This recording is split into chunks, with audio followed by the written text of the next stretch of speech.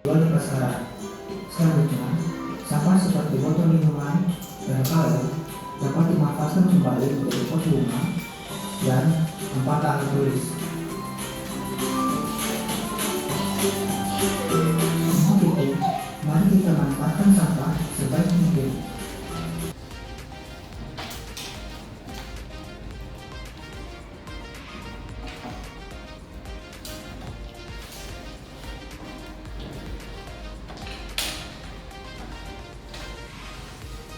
Indonesia, kita dapat menghasilkan 175.000 ton sampah per hari atau sama dengan 0,7 kg per orang.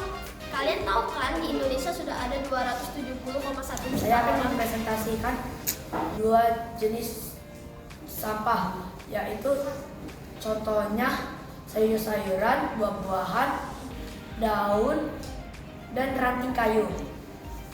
Contoh sampah anorganik, plastik, kaleng, dan botol. Sampah organik bisa didaur ulang menjadi pupuk kompos.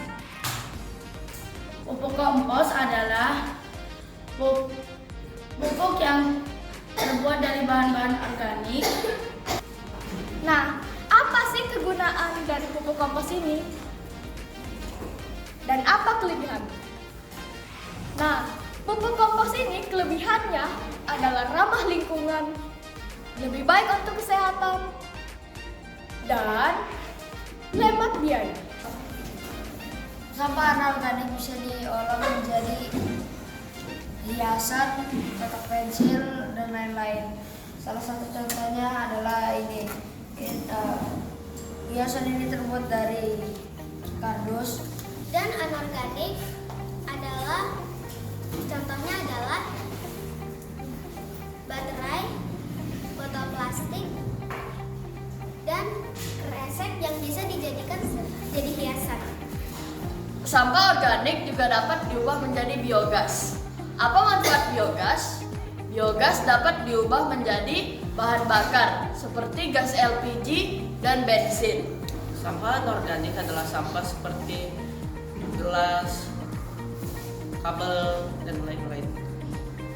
Sampah organik dapat diolah menjadi pupuk kompos yang lebih baik. Pupuk kompos lebih ramah lingkungan, baik bagi kesehatan dan juga hemat biaya. Biogas berguna untuk bahan bakar kendaraan, pengganti gas LPG. Menjadi biogas dan sampah anorganik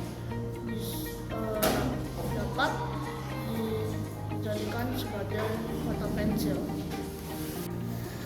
Gimana cara menguranginya? Dengan mendaur ulang. Sampah organik bisa dijadikan pupuk kompos. Manfaat pupuk kompos adalah lebih ramah lingkungan, hemat biaya. Sampah organik. Sampah organik contohnya adalah buah-buahan yang busuk dari kulit-kulitnya ataupun sayur-sayuran dan lain-lainnya. Mereka bisa dibuat menjadi pupuk-pupuk, yaitu adalah pupuk kompos. Sampah anorganik. Sampah anorganik berasal dari barang bekas yang sulit untuk diuraikan. Contoh sampah anorganik yaitu seperti botol plastik, plastik, kabel, kaleng, dan sejenisnya. Seperti daun kering, buah-buahan yang sudah busuk atau tidak bisa dikonsumsi, dan sayur-sayuran bekas. Dan banyak lagi. Sampah anorganik bisa diolah menjadi kotak pensil atau hiasan-hiasan. Sampah anorganik adalah sampah yang susah diurai, seperti plastik, botol plastik, dan kaleng. Sampah organik dapat dijadikan sebagai pupuk. Organik adalah sampah seperti botol plastik, kaleng, dan kabel. Pengamatan sampah organik dan anorganik. Nah, dimulai dari anorganik. Contohnya botol plastik, plastik bekas. Sampah organik adalah sampah yang mudah terurai. Contohnya adalah sisa-sisa sayuran, kulit buah-buahan, ranting plastik, dan daun-daun. Kemudian kalau sampah anorganik dapat dijadikan seperti ini.